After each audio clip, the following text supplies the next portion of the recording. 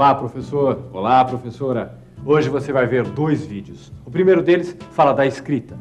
Ao longo da sua história, a humanidade construiu diversos sistemas de escrita. O nosso sistema alfabético de escrita é apenas um dos sistemas possíveis. No mundo atual, coexistem sistemas de escrita que representam predominantemente ideias, como o chinês, e sistemas fonográficos, isto é, que representam a fala, a série de sons que emitimos quando falamos. Entre os sistemas fonográficos, há os que representam silabicamente a pauta sonora, como o japonês, e os que representam alfabeticamente, como o português. É importante perceber com esse vídeo que a escrita é um bem cultural socialmente constituído e historicamente produzido.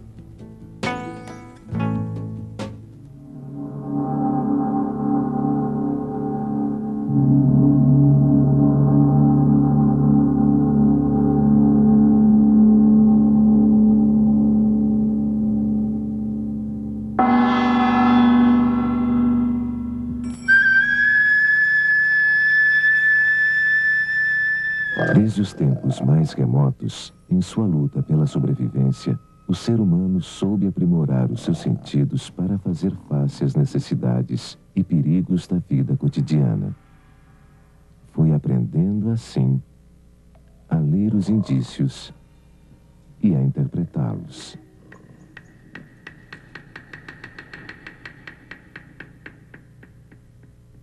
Indícios que foram muitas vezes reproduzidos pelo homem primitivo, como esses realizados há 10.000 anos atrás, em São Raimundo Nonato, no Nordeste brasileiro. Feitas com intenções ainda não totalmente compreendidas pelo homem moderno, foram estas as primeiras manifestações do ser humano na tentativa de fixar aspectos do mundo em que vivia, em um suporte situado fora do seu próprio cérebro. A pedra. Uma mulher dando à luz. Uma cena de caça. Desenhos ainda muito distantes dos primeiros pictogramas que, milhares de anos mais tarde, iniciaram em nossa história uma intenção expressa de comunicação.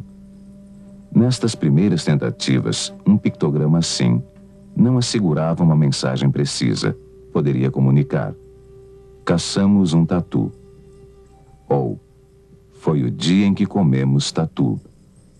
Ou ainda, o tatu tem medo de nós. E uma infinidade de outras leituras possíveis. Muito tempo passou até que nossos ancestrais descobrissem uma nova forma que viria ampliar consideravelmente suas possibilidades de uma comunicação mais precisa. Representar nos desenhos não mais acontecimentos, mas a própria linguagem. Representar palavras na ordem que eram faladas. Assim, o pictograma primitivo pôde evoluir para homem, caça, tatu. Para cada desenho, um significado, o que possibilitou, com o tempo, a inclusão de desenhos que tornavam mais clara a mensagem. Se 3 tatus fossem caçados, teríamos homem, caça, 3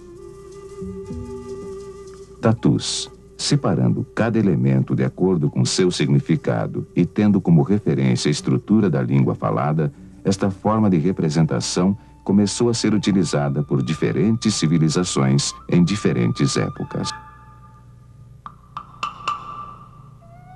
Os sumérios, há 5.500 anos, criaram estes pictogramas para as palavras boi, montanha, sol, estrela, homem, mulher e muitas outras.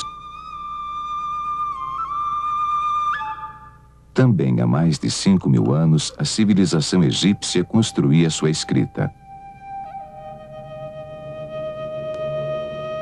Água, sol, pato, homem, mulher. Construindo um sistema com mais de 600 pictogramas. Na Ásia, 5 séculos depois dos egípcios, os chineses criavam os pictogramas que dariam origem à sua escrita. Água, sol, mulher, homem, e outros, em cada pictograma um significado. Com o crescimento das cidades e das atividades comerciais, cada povo privilegiou um tipo de material como suporte para formas mais rápidas de escrever. Na Mesopotâmia, os sumérios utilizaram argila ainda úmida para suas anotações comerciais e relatos de guerras e conquistas. Os egípcios desenvolveram o papiro, papel rústico, onde os pictogramas eram escritos à tinta. E os chineses fizeram uso de cacos de cerâmica já queimada, onde escreviam com o uso de pincéis.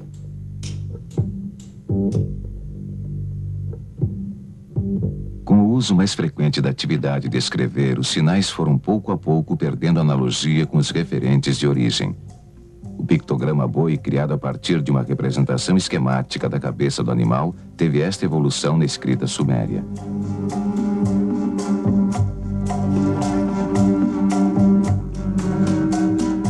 Sol. Chegaram assim os sumérios a um tipo de escrita inteiramente convencional, hoje conhecida como escrita cuneiforme. Nela não se reconhecia mais o significado pela semelhança com a coisa representada. A forma convencional tinha agora que ser ensinada por alguém que já a sabia. O mesmo ocorreu junto a outras civilizações. Um exemplo egípcio é a evolução do pictograma que designava a palavra jarro. Uma dificuldade que há muito tempo limitava o uso da escrita pictográfica era que somente uma parte da linguagem podia ser representada através deste sistema. O pictograma mulher, por exemplo, não era suficiente para representar todos os significados possíveis dentro do conceito mulher. Um primeiro passo para escapar a essa limitação foi a junção de duas unidades de escrita para representar uma terceira. Assim, mulher mais o pictograma manto passa a significar princesa. Mulher mais montanha, uma referência aos montanhosos países vizinhos, passa a significar estrangeira. E com o pictograma estrela, divina. Como outros povos, os chineses valeram-se deste mesmo processo. Um exemplo é mulher, mais mulher, significando discussão. Procurando ampliar as possibilidades do sistema, a escrita pictográfica utilizou também a representação de gestos, como o egípcio, ir e vir. E outros tipos de analogia, como em sumério, a junção do ovo ao pictograma pássaro, para significar filho ou filha. Entretanto, continuava impossível representar nomes de pessoas ou lugares e palavras abstratas como vida ou morte. Uma nova maneira de escrever surgiu quando a escrita começou a representar não mais os seres, as ações ou os objetos, mas a representar o som da fala.